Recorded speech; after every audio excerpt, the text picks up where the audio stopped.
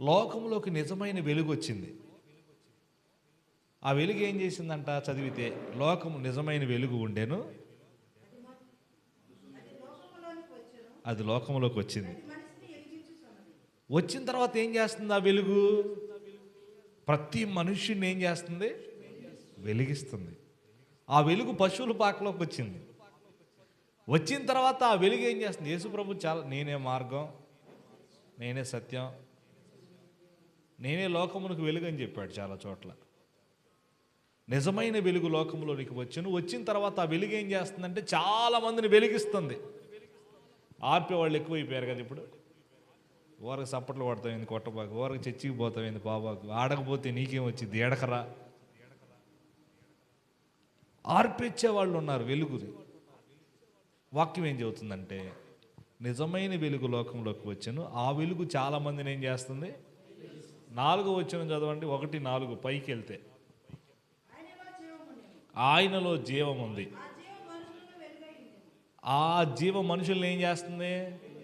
ఆహా, పేజీ అలా తిప్పితే 3వ అధ్యాయం 19వ వచనం చదవండి. ఆ తీర్పు ఇదే. ఎస్, లోకములోకి ఏమొచ్చింది చెప్పండి? వెలుగు లోకములోకి వచ్చాను కానీ ఎవరి క్రియలు చెప్పండి? నేను కేక్ కట్ చేద్దాను చెప్పండి తొందరగా. మన క్రియలు చెడ్డమైనందున దేన్ని ప్రేమిస్తున్నారు? ఆహా, లోకములకు వెలుగు వచ్చింది, వెలుగు చాలా మందిని వెలిగిస్తుంది, ఇదే తీర్పు అన్నాడు 3వ అధ్యాయంలో. 3వ అధ్యాయం 19లో అంటాడు, ఈ వెలుగుని చాలా మంది ప్రేమించక. వెలుగుని నేను పేటర్ను ప్రేమిస్తున్నానంటే వాళ్ళ నాన్నగారిని ప్రేమించట్లేదనేగా. జాషువా నన్ను ప్రేమిస్తున్నారంటే ఎలీషా రెడ్డి నన్ను ప్రేమించట్లేదనేగా. చాలా మందిని వెలుగుని ప్రేమించక మరి దేన్ని ప్రేమిస్తున్నారంటే చీకటినే ప్రేమిస్తున్నారు. మీరు వెలుగు సంబంధులా చీకటి సంబంధులా అన్నాడు ఒక చోట. మత్తయి సువార్త 25లో అంధకారంలో తీసుకెళ్ళి నూతాడంట. అంధకారం అగాధంలో చీకటే. మన కళ్ళు తెరిచినా మనకేం కనపడదు. కళ్ళు మూసుకుంటే చీకటి అట్టుంటుంది, కట్టుంటుంది. నేనేం చెబుతున్నానంటే వెలుగు లోకంలోకి వచ్చింది, మనల్ని వెలిగించాలనుకుంటుంది, మనం వెలగాలి. వెలగకుండా వెలుగుని ప్రేమించకుండా చీకటినే ప్రేమిస్తున్నారంట. అసలు ఆ మాటలు చూడండి ఎంత బాగుంటాయో. చదువక్కది 19. ఈ తీర్పు ఇదే. వెలుగు ఎక్కడికి వచ్చింది? వచ్చింది. బాగా వినండి, మన క్రియలు మంచివైతే వెలుగును ప్రేమిస్తాం. మన క్రియలు చెడ్డవనుకో ప్రార్థనకు రమ్మన్నా, పాట పాడమన్నా, మాట్లాడండి, ఏమనుకోమాకండి. మన క్రియలు చెడ్డవైతే ఏ పని దేవుని దగ్గర మనం, తప్పు చేసిన వ్యక్తి మంచోడి దగ్గర నిలబడలేడు. ఆదాం జీవితంలో మనం అదే చూడగలం. ఆదామా అని పిలిచాడు, వచ్చాడా? నీ స్వరం విన్నప్పుడు నేను దాక్కున్నానయ్యా. అంత అవసరం ఏందయ్యా? తప్పు చేశావు, నీ క్రియలు చెడ్డమైనందున నా ముందుకు వచ్చి నిలబడలేకపోయావు. అక్కడ అంటాడు, తమ క్రియలు చెడ్డమైనందున మనుషులు వెలుగును ప్రేమించక చీకటినే ప్రేమిస్తున్నారు. చదవక, దుష్కార్యము చేయు. అదిగో, చెడ్డ పనులు చేసే ప్రతి వాడు వెలుగును ఏం చేస్తాడు? ఏం దేవుడు, ఏం యేసు ప్రభు, ఏం ప్రార్థనలు, ఏం పాటలు అని అంటానే ఉంటాడు. చెడ్డ పనులు చేసేవాడు, దుష్కార్యాలు చేసేవాడు యేసు ప్రభుని ప్రేమించక ఆయన ద్వేషిస్తాడని చెప్పాడు. దేవుడు లేడని బుద్ధిహీనులు తమ హృదయాలు అనుకుంటారని బైబిల్లో ఉంది. దేవుని ఒక్కసారి కనుక, దేవుని సేవకులను కనుక దూషించేవాడిని, వాడిని భ్రష్ట మనసుకు అప్పగిస్తానని బైబిల్లో ఉంది. వెలుగు చాలా విలువైంది. ఇప్పుడు మీరు చెప్పండి, మీరు వెలుగుతున్నారా, ఆరిపోయారా? ఒకటి. రెండోది, వెలుగును ప్రేమిస్తున్నారా, ప్రేమించట్లేదా? మీరు బాగా గమనిస్తే వెలుగును ప్రేమించక చెడ్డ క్రియలు చేసేవారు అందరూ వెలుగును ప్రేమించక వెలుగును ద్వేషిస్తున్నారని. నాకొద్దు, ఏం చేశాడు నాకైనా? నా బాధలు అంతే ఉన్నాయి, నా అప్పులు అంతే ఉన్నాయి, నా సమస్యలు అంతే ఉన్నాయి, ఈయన మారలేదు, మా ఇవన్నీ ఎట్టాగే ఉన్నాయి, ఏం చేశాడు ఆయన? కొన్నిసార్లు ప్రభుని ద్వేషించే మనసు మనలో తెలియకుండా మనకే వచ్చేస్తాం. మనం వెలుగును ప్రేమించదుము గాక.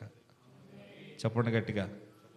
లోకములకు వెలుగు వచ్చి 24 సంవత్సరాలు అయింది, 2024 సంవత్సరాలు అయింది. లోకం వెలుగులోకి వచ్చి ఎంతమందిని ప్రేమిస్తున్నారు, ఎంతమంది వెలిగి ఉన్నారు, ఎంతమంది ఆరిపోతున్నారు. ఇప్పుడు కవ్వొత్తులు ఇస్తాం మీకు, వెలుగుతి, మళ్ళీ ఏం చేస్తారు? ఆరిపేస్తారు. ఆయన నక్షత్రమును చూచి తూర్పు దేశపు జ్ఞానులు ఆయన యొద్దకు వచ్చారు. కోటాను కోట్ల కొలది నక్షత్రాలు ఉన్నాయి, కానీ ఆయన నక్షత్రాన్ని గుర్తుపట్టారు జ్ఞానులు. మనం ఏ నక్షత్రం? రొంపాయను దేవత యొక్క నక్షత్రం అన్నాడు 2వ దినవృత్తాంతాల్లో. తేజో నక్షత్రమా, వేకు చుక్క, నువ్వెందుకు అక్కడి నుంచి ఇక్కడికి పడ్డావని యెషయా గ్రంథంలో అంటాడు. ఎన్ని నక్షత్రాలు ఉన్నాయో, కానీ జ్ఞానులు ఆయన నక్షత్రాన్ని చూశారు. ఈ నక్షత్రం స్విచ్ చేస్తే వెలిగిద్ది, స్విచ్ చేస్తే ఆపితే ఆగిపోద్ది. మనం నిత్యం వెలగాలి. ఆమె జ్ఞానులకు దారి చూపే నక్షత్రం అవ్వాలి. ఆమె వాళ్ళని డైరెక్ట్గా అక్కడికే తీసుకెళ్ళింది. ఎక్కడికి? పశువుల పాకలోకి, బెత్లెహేంలోకి. మనం ఉన్నాం, ఏం చేయనండి?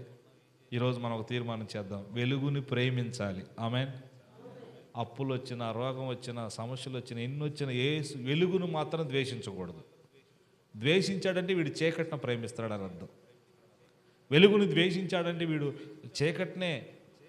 చీకట్లోనే ఉన్నాడని అర్థం. వెలుగు లోకములోనికి వచ్చెను, అది అనేకులను వెలిగించుచున్నది. వెలుగును చాలామంది ప్రేమించక చీకట్లోనే బ్రతుకుతున్నారని వాక్యం చెబుతుంది. కనుక మనం వెలుగుతూ అనేక మందిని వెలిగించుదుముగాక. మనం మన జీవితంలో చీకట్లో ఉన్న వారందరినీ వెలుగులోకి తీసుకురావటమే నిజమైన క్రిస్మస్. ఆమె మనం చీకటి తొలగే, నీతి సూర్యుడు నాలో ఉదయించే. చీకటి తొలగిపోయిందయ్యా, నీతి సూర్యుడు నాలో ఉదయించాడు, ఆశ్చర్యకరమైన వెలుగులోకి నేను వచ్చాను. అందుకే యెషయా అంటాడు, నీకు వెలుగు వచ్చినది లెమ్ము, యెహోవా మహిమ నీ మీద ప్రకాశించుచున్నది అంటాడు 60లో. మనం ఎలా ఉన్నాం? 4 రోజులు వెలిగి 4 రోజులు ఆరిపోతే అది భక్తి కాదు. మనం నిత్యం వెలుగుతూ ఉందుముగాక. ఆమె చెప్పండి గట్టిగా. ప్రార్థన చేసుకుందాం. దేవుడు ఏ పండు రుచి ఆ పండుదే. ఆమె దేనివల్ల వచ్చే విటమిన్ దాందే. కనుక ఏ మాట తీసేయడానికి లేదు, ప్రతి మాట విలువైందే. దేవుడు ఈ మాటలు మన హృదయాల్లో భద్రపరచును గాక. ప్రార్థన చేసుకుందాం. ఈ వర్తమానాల కోసం మీరు కూడా ప్రార్థన చేసుకోండి. ఆ తర్వాత మనం లైట్స్ ఆపేద్దాం. షాండీ రెడీగా ఉండు, లైట్స్ ఆపేసేయండి. కవ్వొత్తులు ఇస్తారు, ముట్టించండి. తర్వాత కేక్ కట్ చేద్దాం. విష్ణు సార్ గారు, మేడం గారు ముందుకొచ్చి ఈ కేక్ సెలబ్రేషన్ కార్యక్రమాన్ని వారు నడిపిస్తారు. ఎందుకంటే నేను పులిహార చేద్దాం సార్ అన్న. ఏమన్నా చెప్పండి, మాట్లాడండి. మీకే పులిహార చేసి పెడతాం సార్ అన్న. పెద్దోళ్ళు ఉండాలి, సలహాలు ఇవ్వాలి. సార్ ఏమన్నాడంటే, భోజనం చేసే టయాన్ని పులిహార ఎందుకు పాస్టర్ గారు అన్నాడు. అప్పుడు నాకు అన్నీ బలి పెరిగి భోజనాలు చేద్దాం సార్ అన్న. హల్లెలూయా. సలహాలు ఇచ్చేవాళ్ళు ఉండాలి, మనకు పెద్దలు ఉండాలి. కాబట్టి మేడం గారు, సార్ గారు, ఈ పరిచర్లు వాళ్ళిద్దరైనా, పాస్టర్ గారు నువ్వు వస్తా ఉంటే మేము కాదంటావా అని అప్పటి నుంచి ఇప్పుడు దాకా ఎన్నో ఆటంకాలు, మధ్యలో గందరగోళము, ఎన్నో పరిస్థితులు, ఎండైనా వానైనా మంచైనా వాళ్ళిద్దరి కోసమే నేను వస్తానని మాటిచ్చా. అవునా కదా? జరుగుతూ ఉంది. మొదట మా స్థితి కొంచెమైనా తుదకు మనం మహా అభివృద్ధి పొందుతాము గాక. ఆమేన్. ప్రతి ఆదివారం ఇక్కడ జరుగుతుంది పరిచర్య. మిగిలిన వాళ్ళు గమనించి రావడానికి సిద్ధపడండి. ప్రభు మనకు తోడై ఉండు గాక. ప్రార్థన చేద్దాం. పరిశుద్ధుడైన తండ్రి, ప్రేమ కలిగిన దేవా, మహోన్నతుడా, నీకు వందనాలు. మీ కుమారులు ఇరువురిని మీరు బలపెట్టి నిలువబెట్టి బలపరిచి వాడుకున్న విధానం కొరకే వందనాలు. ప్రతి మాట విలువైందే.